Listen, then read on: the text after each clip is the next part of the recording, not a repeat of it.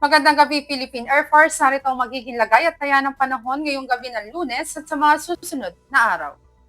Kaninang alas 5 ng umaga, lumabas na ng Philippine Area of Responsibility ang bagyong ating minomonitor ng mga nakarang araw ni si Bagyong Bising. Sa kasalukuyan, ang aasahan nating weather system na patuloy na iiral at makakaapekto sa ating bansa ay ang southwest monsoon o hanging habagat. Aasahan nga natin bukas, dulot ng southwest monsoon ng Ilocos Region ay patuloy na makakaranas ng occasional rain. Samantalang ang Metro Manila, Cagayan Valley, Cordillera Administrative Region, ganoon na rin ang Central Luzon, maging ang Calabarzon at Mimaropa, aasahan naman natin ang patuloy na maulap na kalangitan na may kalat-kalat na pag-ulan, pagkidlat at pagkulog, dulot rin niya ng southwest monsoon. Dito sa may Bicol Region, aasahan naman natin may bahagyang maulap hanggang sa maulap na kalangitan, ngunit di natin inaalis sa mga posibilidad ng mga pulupulong pag-ulan na kuminsan ay may pagkidlat at pagkulog, lalo na nga sa dakong hapon o gabi.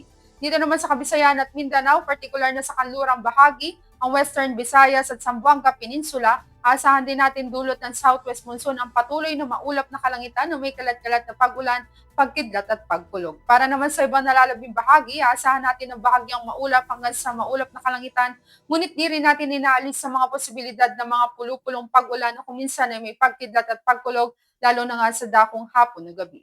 Para naman sa magiging lagay at taya ng panahon pagsapit ng Miyerkules hanggang Biyernes, aasahan din natin dito sa Metro Manila, dulot ng southwest monsoon ang patuloy na maulap na kalangitan na may kalat-kalat na pag-ulan, pagkidlat at pagkulog. Ganon din ang aasahan natin dito sa Cavite, maging sa Angeles, sa Lipa, sa Philippine Rice, sa Puerto Princesa, at sa Kalayaan Island. Dito naman sa Lapu-Lapu, sa Davao, at sa Zamboanga, aasahan naman natin ang bahagyang maulap hanggang sa maulap na kalangitan, ngunit di natin inaalis sa mga posibilidad ng mga pulupulong pag-ulan na kung minsan ay may pagkidlat at pagkulog. Para sa ating astronomical information, ang araw ay lulubog sa ganap na 1830 dito sa Metro Manila at asahan naman natin sisikat bukas sa ganap na 0533. Para sa ating moon illumination, meron tayong 89% increasing.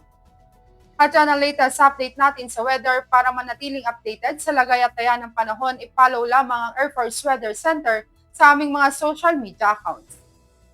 Sa ngalan ng aming commanding officer na si Colonel Alvin John Cugador, Philippine Air Force General Staff Corps, ako po si Sergeant Jessa C. Cuenca, Weather Forecaster ng Air Force Weather Center. Muli magandang gabi, Philippine Air Force.